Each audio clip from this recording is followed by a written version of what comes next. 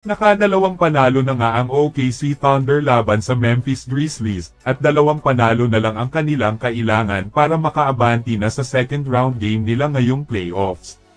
Ipinakita talaga ng OKC Thunder sa pangunguna ni Shai Gilgeous-Alexander ang kanilang buong lakas sa season na ito, naaamoy talaga ngayon ang kanilang lakas bilang namunguna sa Western Conference. At hindi talaga makakayanan ni Ja Morant na talunin sina SGA at Chet Holmgren at Jalen Williams at makikita naman natin sa kanilang Game 1 at Game 2 na halos tinambakan ito. Pero speaking of Game 2, alam nyo ba mga idol na merong naiukit na kasaysayan si Chet Holmgren, nakapagtala siya sa Game 2 ng 20 points, 11 rebounds at 5 blocks na pinantayan nito ang record noon ni Tim Duncan bilang tanging manlalaro na nakapagtala noon ng 20 points, 10 rebounds at 5 blocks sa larong playoffs. Bihira lang ang makagawa nito na magkaroon ng 5 blocks at double-double sa playoffs game, kaya isa ito sa makasaysayan na pagganap ni Chet Holmgren.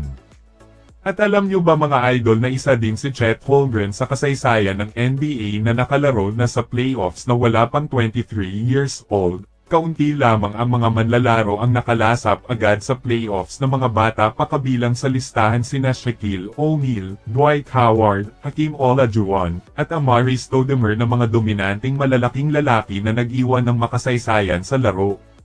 Samantala, isa ngayon sa pinag-uusapan sa mundo ng NBA ang superstar ng Milwaukee Bucks na si Giannis Antetokounmpo. 2 na ang kanilang pagkatalo laban sa Indiana Pacers sa kanilang first round game ngayong playoffs, at hindi mapagkaila na may pagkakataon sila na malaglag sa season na ito.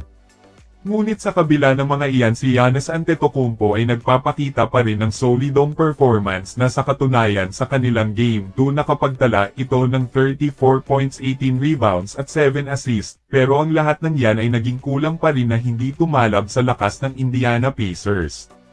Pagkatapos matalo ng Milwaukee Bucks ng 2 magkasunod ay agad naman nito na pinag-uusapan ang Milwaukee Bucks, lalong-lalo na itong si Giannis Antetokounmpo sa kanyang trade rumors na maaring mag-rebuild ang Milwaukee, at may posibilidad na bitawan si Giannis Antetokounmpo gaya sa hindi inaasahan sa pag-trade ng Dallas Mavericks kay Luka Doncic papunta sa Los Angeles Lakers. Masasabing nabigo ang Milwaukee Bucks ngayon sa pagkuha kay Damian Lillard na ipares dito kay Giannis na tila hindi tumutugma sa kanilang hinahangad. Masama din kasi ngayon ang sitwasyon ni Damian Lillard dahil sa natamo na injury. Ayon pa sa ibang report, may posibilidad daw talaga na mag-rebuild na ang Milwaukee Bucks sa susunod na season kapag malaglag sila ngayon at nakasentro dito kay Giannis Antetokounmpo, na baka si Giannis na mismo ang ayaw dito sa Milwaukee Bucks. Well, hindi natin alam kung ano ang magiging plano ng Milwaukee sa susunod na season, pero kung papakawalan nila si Giannis Antetokounmpo ay panigurado na madaming koponan nito ang kukuha.